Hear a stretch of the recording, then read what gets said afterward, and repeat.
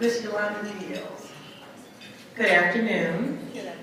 I am Yolanda Neals, and I am an empowerment specialist who studied life coaching under Yolanda Van Zandt about 10 years ago, and have taken on a life mission to empower women, women of color especially.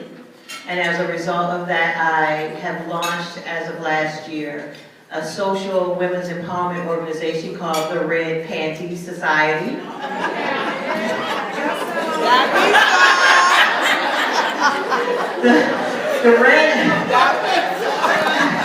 The red actually stands for Receiving Empowerment Daily. In a way, one of the things that kind of holds us up is not setting our days with something empowering. So that's our first mission with the Red Panty Society.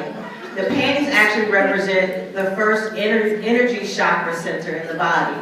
For those who are familiar with the chakra center, it's the root chakra that we are stabilizing the lives of women by stabilizing our energy centers and connecting us to our power. So as a founder and creator of the Red Panty Society, I wanted to start by telling my story first, with the intention to get other women to tell their story and to support them, help them tell their stories. So that gets us, we're gonna go right into it. This is her book. This is Yolanda's book.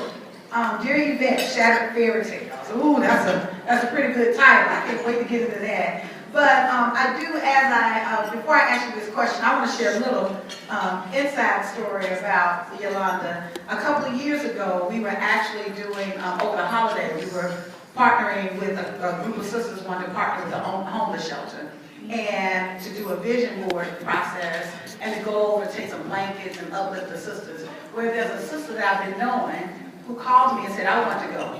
And I actually went and picked her up. I went and picked her up from the homeless apartment complex that she was living. At the time, this sister was homeless and wanted me to come pick her up, which I did. And she came in my car bearing gifts and we went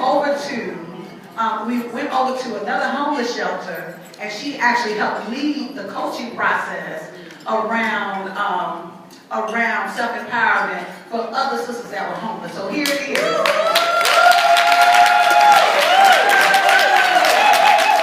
And I remember on that ride, before, she had talked about this concept of writing this book. And y'all don't know how happy I am that I got this book in my hand.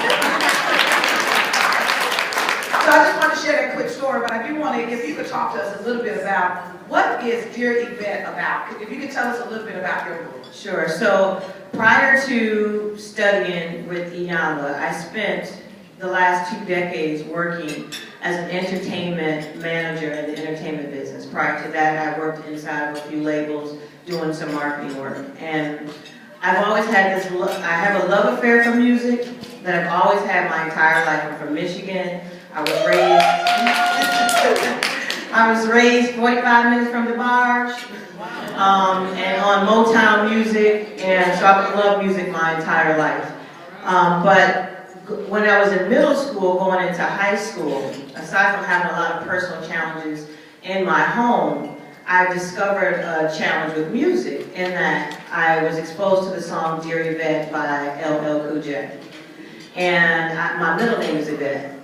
And it was like a scratch on the record for me. It was so demeaning and mean-spirited, the lyrics in that song. And I was one of those kids who would write the lyrics down on a piece of paper, translate them into love letters to my little boyfriend crushes and all that kind of stuff. And so in that process of working with that song, it just did something to me. And I didn't realize the depth of what it had done to me until I started studying it with Yolanda. And we began to examine the metadata, the quiet voices in the back of our subconscious that we really ascribe to, that really kind of run us subconsciously.